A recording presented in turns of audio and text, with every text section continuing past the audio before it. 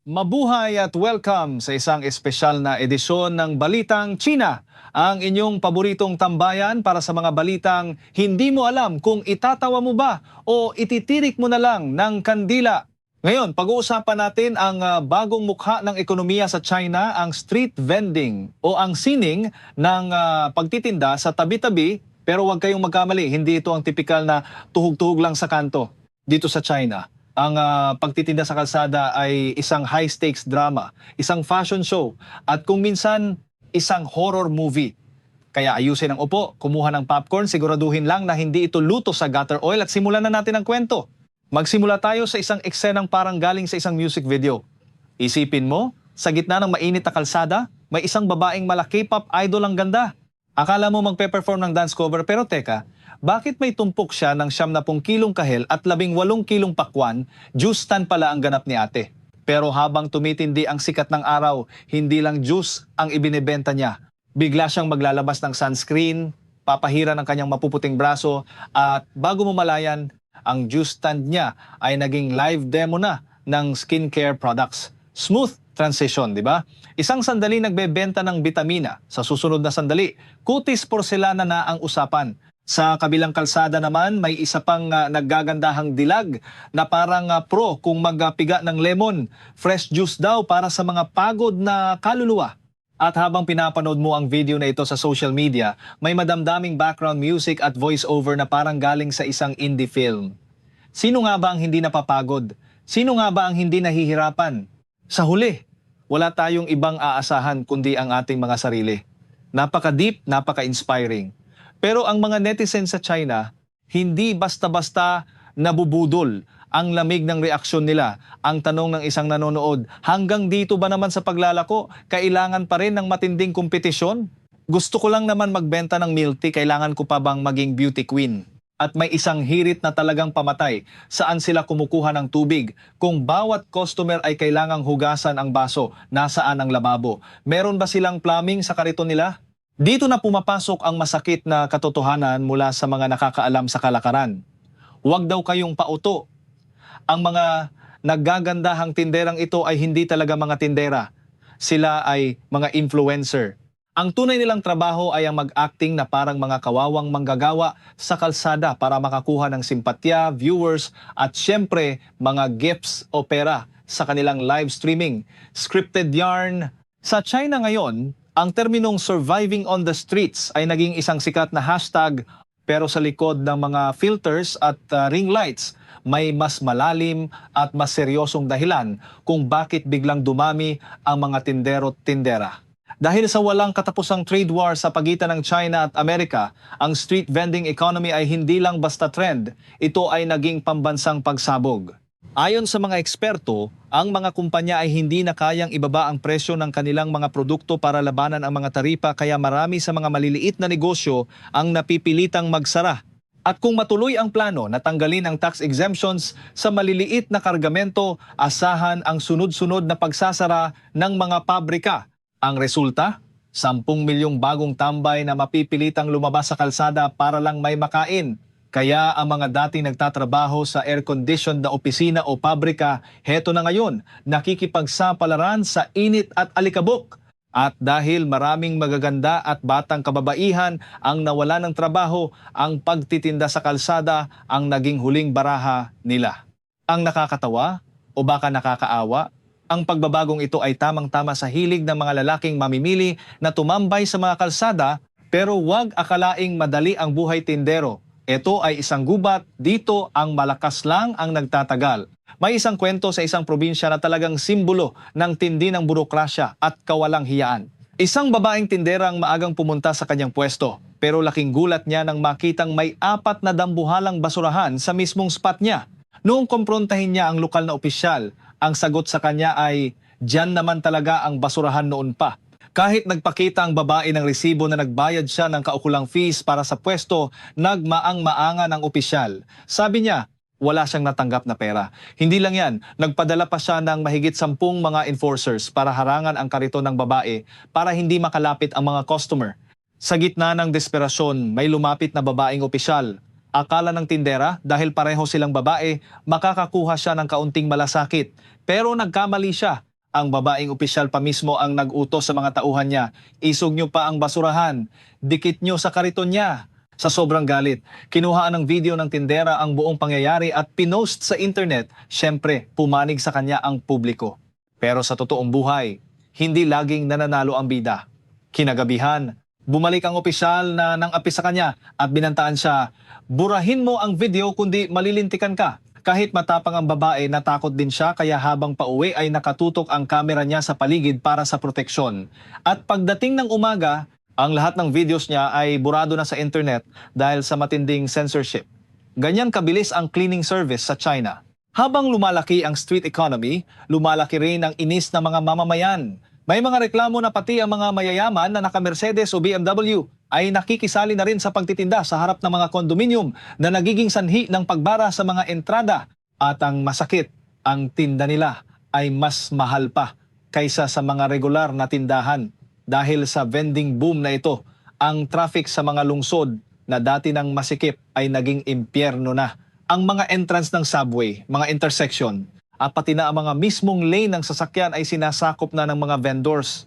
Pagdating ng gabi, ang mga kalsada ay puno ng usok, hiyawan, at pag alis nila, ang naiiwan lang ay tumpok-tumpok na basura.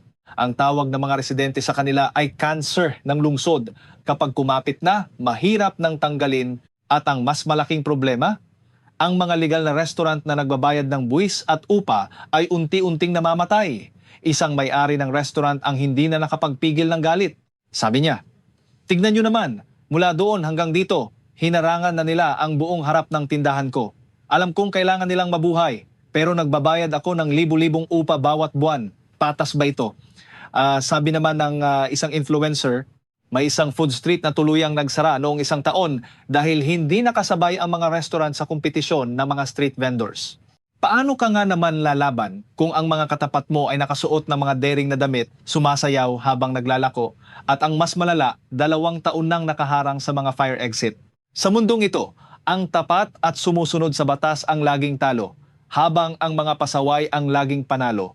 Tunay na tatak China. Pero ang pinaka nakakatakot sa lahat ay ang food safety. Kung mahina ang sikmura mo, huwag kang kumain sa kalsada rito. May isang whistleblower na nakakuha ng footage ng mantikang ginagamit sa pagpiprito. Ang kulay? Itim na parang langis ng makina. Ang mantikang ginamit sa tanghalian, gagamitin ulit sa gabi, at uulitin pa kinabukasan. Baka nga mas matapang pa ang lason nito kaysa sa sikat na gutter oil. At may isa pang kwento, isang matanda ang nagbebenta ng patatas pero sa ilalim ng kariton niya ay may aso.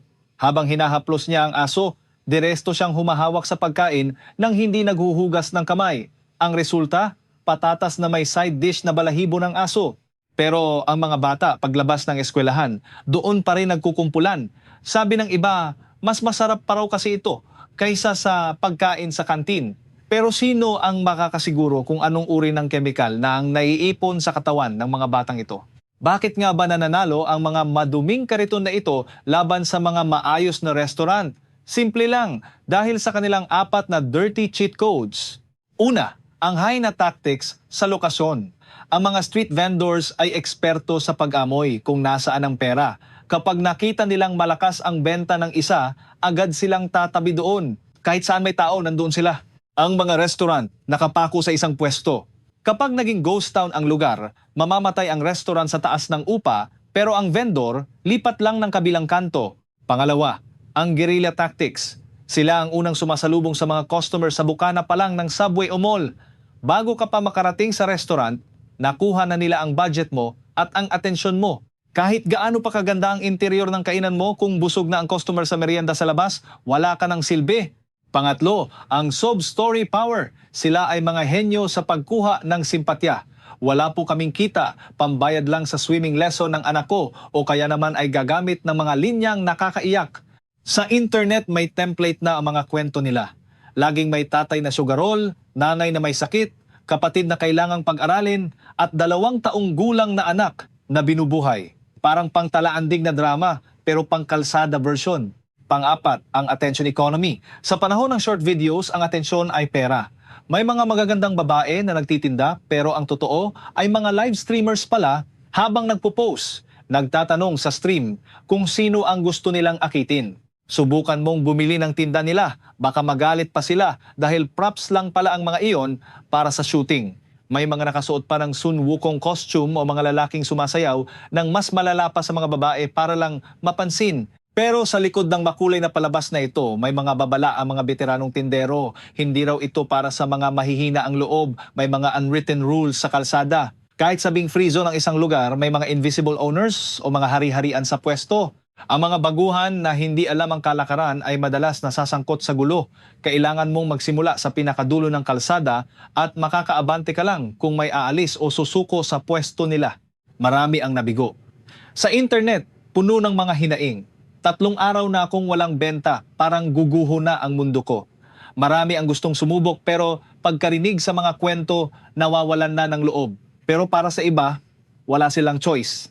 May mga divorcee na hindi sapat ang sahod para sa anak, mga nawala ng trabaho na walang puhunan para sa pwesto kaya kalsada ang takbuhan.